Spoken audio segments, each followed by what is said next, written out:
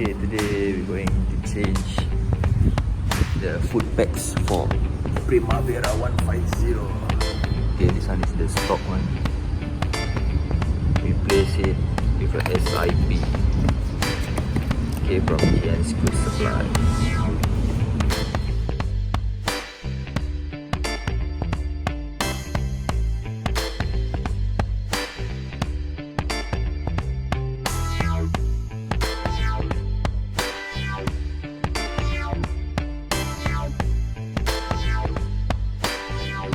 So once we remove the screw,